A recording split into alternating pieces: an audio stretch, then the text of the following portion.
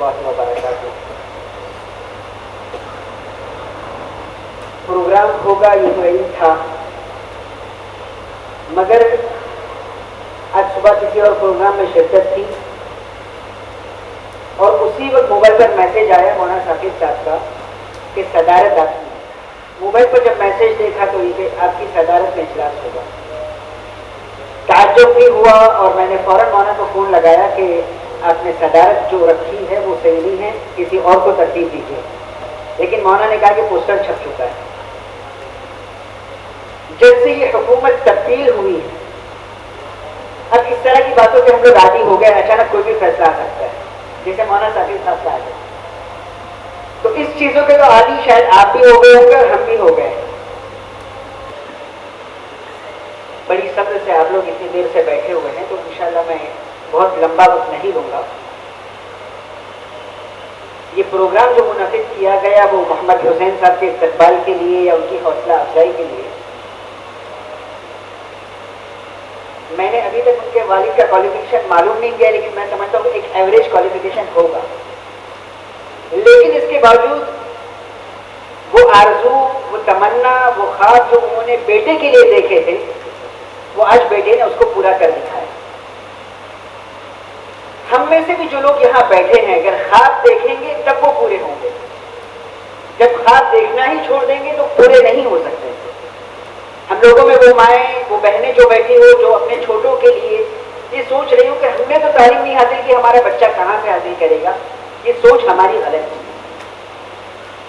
حضور کریم صلی اللہ علیہ وسلم کو اللہ تعالی نے باضابطہ ان ایجوکیٹڈ رکھا۔ حدیث میں الفاظ آتے ہیں ما انا بقارئ، میں تو تعلیم یافتہ نہیں ہوں، لیکن اللہ کے رسول صلی اللہ علیہ وسلم نے تربیت جن لوگوں کی کی، اللہ کے رسول کے بارے میں ایک شاعر کہتا ہے یتیم کے نا کردہ قرآن درست کتب خانہ چند ملت بشر، کہ وہ یتیم جس نے کہیں تعلیم حاصل نہیں کی، لیکن جب وہ اس نے تربیت کی تو ایسی تربیت کی کہ ساری ملتوں کے کتب خانے اس کے سامنے فیل ہو۔ تو آپ یقین مانیے کہ گوونڈی کی جو سرزمین ہے یہ بڑی زرخیز ہے، آپ لوگوں کا وجود یہ بہت بڑی نعمت ہے، آپ کا یہاں اس جلسے میں آنا اور شرکت کرنا یہ بھی بڑی حوصلے کی بات ہے۔ آپ میں وہ کوئی کوالٹی ہے جس کی بنا پر آپ آئے ہیں، تو یقین ماننا کہ آپ اپنے آپ کو کمتر مت سمجھیں۔ آپ کے گھروں میں جو بھی ہے آپ ابھی سے یہ سپنے دیکھنا شروع کر دیجئے کہ انشاءاللہ کل جا کر ہمارے گھر کا کوئی فرد اسٹیج پر بیٹھے گا، ہم اتنی محنت کریں گے۔ اور یہ جو تعلق ہوا حسین صاحب رہنے والے ڈونگری کے، پروگرام کرنے والے گوونڈی کے، یہ تعلق کس وجہ سے ہوا؟ صرف اور صرف اس کی بنیاد اسلام۔ اس بنیاد کو ہم ہمیشہ دھیان میں رکھیں۔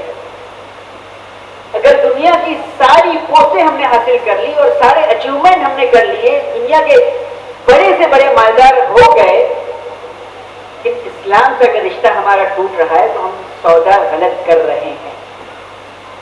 اور اس رشتے کو قائم رکھتے ہوئے ہم جتنا آگے جا سکتے ہیں اتنے کامل مسلمان بنیں گے، اس بات کو اچھی طرح دھیان میں رکھنا۔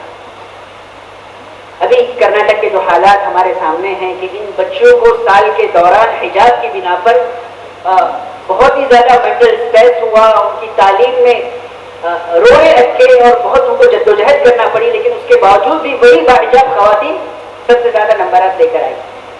تو آپ اس چیز کو دھیان میں رکھیے کہ اسلام نے آپ کو ہر جگہ آگے کیا ہے، شرط یہ ہے کہ آپ اپنے آپ کو آگے بڑھانے کے لیے تیار ہو جائیں۔ اور یہ جو تنظیمیں بنی ہیں جس طرح کی بھی ہے، یہ کسی اور کے لیے نہیں، آپ کے اپنے لیے ہے۔ ان کا وجود آپ کے وجود کے ذریعے ہے۔ آپ تو خود اس تنظیم سے حاضر ہو کر جڑ چکے ہیں، کوشش کیجیے کہ ہم علاقے اور محلے کے جتنے لوگ ہیں ان تمام کو جوڑے تاکہ ان کے گھر بھی یہ تعلیم کی شمع پہنچے اور ان کے گھر بھی یہ روشنی علم کی آ جائے۔ بس اسی بات پر میں اپنی بات کو ختم کرتا ہوں۔ اللہ تعالی ہمیں عمل کی توفیق عطا فرمائے۔